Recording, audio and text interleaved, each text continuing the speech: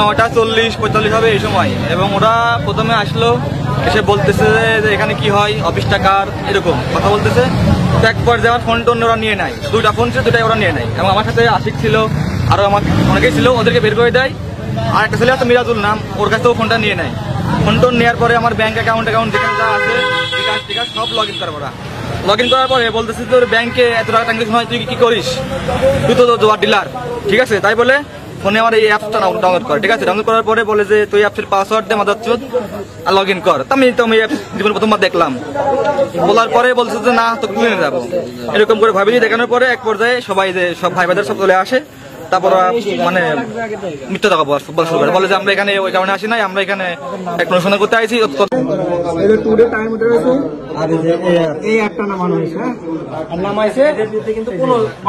আমার নাম মোহাম্মদ আশিকুর রহমান। আমি সাধারণ একজন মানুষ এবং আমি একজন ইন্টারনেটের একটা চাকরি করি। তো বিষয় হচ্ছে আমি ওই আমার ভাই আকাশের ওই অফিস রুমে আমি বসে থাকি।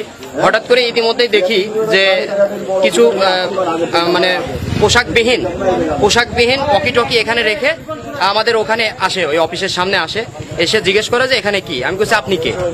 হুট করে এই কথা বলে কয় ভদ্র হয়ে কথা বলো, তারপরে ভিতরে গেল। তখন আমি অনেক অকি টকি দেখে আমি বসতে বললাম, বসলো। বসার পরে আমাদের কাছে প্রথমেই কোনো কথাবার্তা না বলে আমাদের ফোনটা আগে সিজ করে নেয়। ফোনটা সিজ করে নেওয়ার পরে আমার কাছে জিজ্ঞেস করে তোমার নাম কি। আমি বলছি আমার নাম আশিক। কয় ওখানে বয়, আমার বসতে বললো, তাই আমি বসলাম। আকাশের কাছে জিজ্ঞেস করলো তোর নাম কি। কাছে আমার নাম আলামিন হোসেন আকাশ। বলতেছে তুই ওখানে বয়, তোমার নাম কি। আর কারো নাম হয়তো বা মানে কোনো ই নাই, ওরা চলে, ওদেরকে বলে তোমরা এখানে বেরোয় যাও, তোমাদের আর দরকার নাই। তখন আমরা বলতে স্যার একটু বসুক, হয় না ওরা বেরোয় যায়। ঠিক আছে তাহলে তোমরা যাও, আমরা স্যারের সাথে কথা বলি।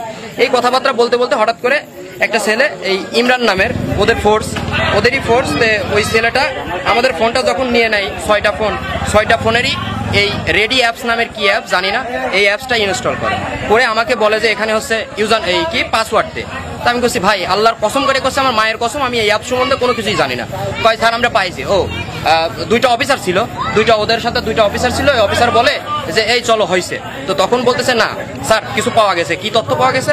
কয় এখানে ওরা জুয়ার বড় আসর আছে, ঠিক আছে। ওরা হচ্ছে 2জন হচ্ছে এজেন্ট, ওরা 2জন এজেন্ট। কে কয় আশিক আর আলামিন আকাশ। তো তখন আমাদের এই অ্যাপস উনি ইনস্টল করে। আর কার কাছে যেন একটা ভিডিও কল দিয়ে বলে যে দেখেন তো কি অবস্থা। কয় এটা হচ্ছে এই মাত্রই আনইনস্টল করে দেওয়া হলো। তাই আমি বলছি স্যার আমি তো এই ফোনই লারি না, আপনি এসে তো ফোন নিয়ে এনেছেন, তা আমি কখন আনইনস্টল করলাম, আমি তো এই অ্যাপ সম্বন্ধেও কোনো কিছু জানি না। তখন আকাশ বলতেছে যে আমি তো জানি না। আকাশে বলতেছে মাদারচোদ হানকির পোলা একটা বুকের বার লাত্তি মারবো।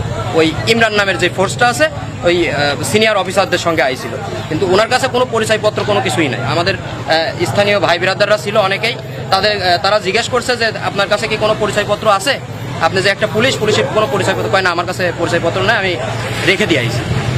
এই পরিশেষে আমাদের কুষ্টিয়া জেলা থেকে সিনিয়র ব্যক্তিগণরা এবং ভাই বিরাদাররা আসছিল।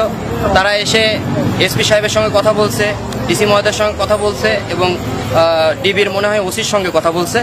বলার পরে বলছে যে ঠিক আছে এই মুহূর্তে তো আমাদের আসা সম্ভব না, আমরা এই ব্যবস্থাটা কালকের মধ্যে ইনশাল্লাহ নেব।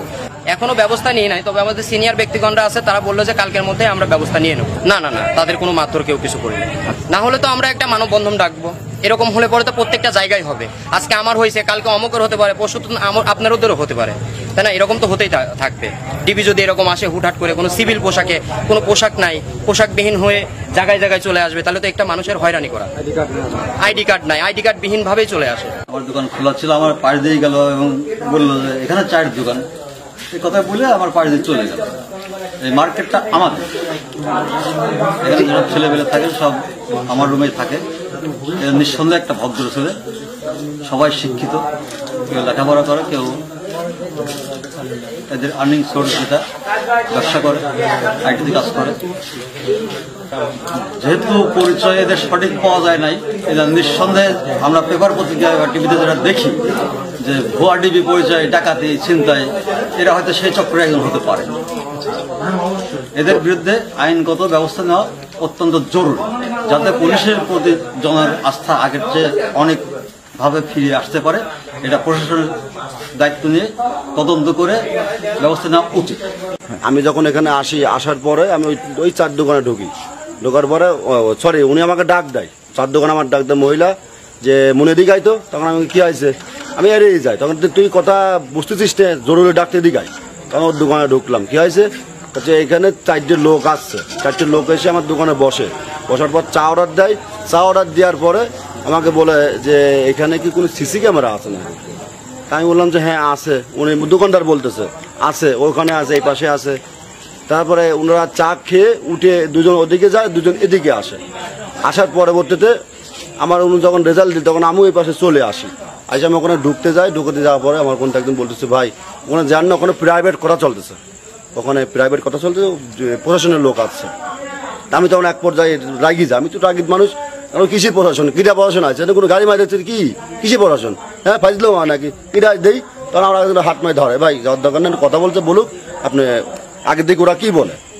পরবর্তী আমি এখানে সরে আসি এখানে দাঁড়ায় থেকে পরে এক পর্যায়ে আমি আবার ওই মাস্টার, আমাদের এখানে একটা ছেলে আছে স্কুল মাস্টার, আমাদের বাড়িতেও কি বলে টিউশনি করার পর্যায়ে ওনাকে আমি ডাক দিলাম যে ভাই কি ঘটনাটা কি বলো তো।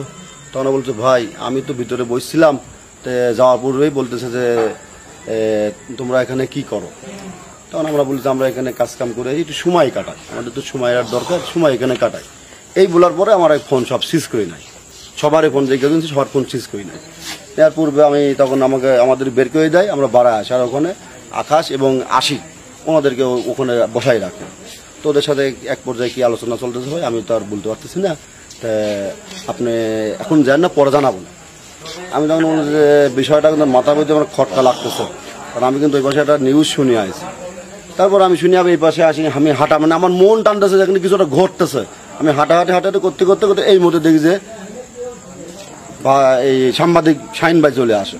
শাহিন ভাই যখন রুমে ঢোকে তখন ওই কোনায় যা দাঁড়ালাম, তারপর শাহিন ভাই ওনাকে 5-7টা প্রশ্ন করার পর তখন ওনারা প্রশ্নের উত্তর দিতে যায়, তখন ওনারা আওলায় যায় বলতে ওনারা ফাঁসি যায়। যখনই ফেসে গেছে তখনই শাহিন ভাই ওনাদেরকে আইডি কার্ড চার্জ করে, 2জন চার্জ থেকে ওনারা শো করে, আর বাদ বাকি নেই। তখন শাহিন ভাইয়ের কাছে ওরা সম্পূর্ণ বিস্তারিত বলার পরে শাহিন ভাই ওনাদেরকে এক পর্যায়ে জিরা করতেই থাকেন। সাংবাদিকের তো মনে করেন মাইট পেস তো অভাব নেই, ওদের মাইট পেসে কাজ চলতে এই মুহূর্তে আমি সংবাদ মানে এই ঘটনা। তখন আমি আমার আরেক বড় ভাই আছে লিপু ভাই, তাকে আমি ফোন দিই, ভাই একটু জায়গায় আসেন তো, এনে ঘটকা লাগেছে, আমার মনে হয় বড় সমস্যা হচ্ছে, একটু আসেন। ভাই বলে যে ঠিক আছে আমি আসতেছি। এর মধ্যে ভাইরও কিছু লোকজন আসার পরবর্তীতে তখন ফ্ল্যাশ হয়ে গেছে, তার আগেই ফ্ল্যাশ হয়েছে ওটা বড় সাংবাদিক। তারপরে এবার ওদেরকে চার্জ করতে ওরা তো তখন ওরা তো নির্দোষী, ওরা তো অপরাধী না। আসলে বিষয় আছে ওরা তো চার্জ করবেই, আমি যদি অপরাধ না করি, একজন আমাকে তো চার্জ করতে, আমি তার সঙ্গে তর্ক বিতর্কে যাবই। তখন ওরা সাথে ওদের বিস্ত্রী ভাষা, মাথা দিল তুই বিস্ত্রী ভাষা বকবাজি করে। তারপর ওরা ধৈর্য, ইয়াং ছেলেগুলো দেখলাম অনেক ধৈর্য ধরে বসে থাকে। এই পরে যদি আপনার মনে করেন এখানে যখন আমরা জানতে পেরে গেলাম, পরে ছেলেগুলো সবাই গোছানো হলো বা সবাই আসার পরে এখানে এক পর্যায়ে সবাই তো মারার চিন্তা ভাবনা করা হয়েছিল। যাক মারার থেকে এখানে আমাদের গ্রামের ছেলেগুলো বা আমাদের গ্রামের মহিবুড়ো বলল যে মারামারি দরকার নেই। এক পর্যায়ে আমি বললাম না মারামারি হবে, ওদের মার হবে, যে 2জন প্রশাসন আছে সিভিলে আছে, যারা আইডি কার্ড দেখাইছে তাদের 2জন বাদ সব করে বালিশপিন দিয়ে দাও। তারপরে যাক আমাদের গ্রামের সবাইকে ধন্যবাদ দিই, এদের মনে অনেক বড় মহৎমন, সেই মহৎমনের পরিচয় দিয়েছে, এবং যার ফলে ওরা আজকে ওদের একটা গায়ে আঘাত কেউ করেনি। পরে প্রশাসন আসার পর প্রশাসন ওদের সাথে আলোচনা করে ওদেরকে হ্যান্ডেলিং করে নিয়ে যায়। তখনও কেউ কোনো বকাবাদ্য করেনি এবং তাদের গায়ে হাতও কেউ দেয়নি। তবে এইগুলো তো ভালো জিনিস না, এই যে জিনিসগুলো করে পাড়ার মধ্যে সাধারণ ছেলেগুলোকে বিভ্রান্তি করে যে সমস্যা করা হচ্ছে, এগুলোতে প্রশাসনকে জোরালোভাবে এটা দেখতে হবে, না হলে কিন্তু এই পরবর্তী কিছু যদি ঘটে, এখানে মারামারি বহুত কিছু হবে, তখন প্রশাসন কিন্তু দায়ী করতে পারবে না কাউকে। আসলে আমরা যেটা, আমি বাড়িতে শুয়ে পড়েছিলাম, একটা টেলিফোন গেল যে আমার বৈষম্যবিরোধী ছাত্র আন্দোলনের নেতাদের অফিসে ডিবি পুলিশ আসছে। কি কারণে কেউ বলতে পারে না। তখন আমার এনসিবির 2জন সিনিয়র প্রতিনিধি প্রফেসর হেলাল উদ্দিন এবং অ্যাডভোকেট আবুল হাসান বাচ্চা এপিপি, ওদেরকে আমি ফোন করে বললাম যে আপনারা ওখানে একটু যান, দেখেন কি হয়েছে। ছেলেটা যদি কোনো অন্যায় করে থাকে তাহলে যেন শাস্তি হয়, কোনো সুপারিশের দরকার নেই, কিন্তু যদি অপরাধ না করে তাহলে সেটা দেখেন। তো আমি তারপরে ফোন দিই, দেখা গেল যে ছাত্রদের ফোন ছিল সব ফোনগুলি কেড়ে নিয়েছে। তারপরে আমি আসলাম, আসার পরে বললাম কি সমস্যা কি, তো বলতেছে যে না এমনি জিজ্ঞাসাবাদ। তো তো তখন আমার একটা ছেলে বলতেছে যে একজন পুলিশ কনস্টেবল তার সাথে মাম তুলে বকা দিচ্ছে এবং আজে বাজে বকা দিচ্ছে, লাত্তি মারতে গেছে, নানান কাহিনী। তাই বললাম যে একজন 24 সম্মুখ সারির যোদ্ধা তাকে একজন পুলিশ কেন এ করতে। তখন আমি সার্চ করলাম, তখন তারা পুলিশ চুপ হয়ে গেছে। তারপরে তো বাদ বাকিটা আপনারা দেখলেন, এখানে শত শত জনতা এসে তাদেরকে ঘিরে রাখতে, কোনোভাবে তারা আসছে সিভিল ড্রেসে, আর্মস নেই, কোনো পরিচয়পত্র নেই। এখন আমরা যেটা করতে পেরেছি সেটা হচ্ছে আমরা ঘরের শাটার আটকায় দিয়ে এই একটা গণপিটুনি বা এই জাতের একটা অপ্রীতিকর ঘটনা ঘটেছে, সেটা আমরা সিনিয়ররা যারা ছিলাম তারা দায়িত্ব নিয়ে আমরা কোনো অপ্রীতিকর কোনো ঘটনা ঘটতে দিই নেই। তারপরে কুমারখালী আমরা এসপির সাথে কথা বলেছি, আমরা ডিভির ইন্সপেক্টরের সাথে কথা বলেছি, আমরা DI-1 সাথে কথা বলেছি। তারা বলছে যে এটার আমরা ব্যবস্থা নিব। তারপরে কুমারখালী থানার উঠে আসে তাদেরকে সেভ করে তাদের নিয়ে গেছে, আমরা তাদেরকে সহযোগিতা করে গাড়ি তুলে দিই।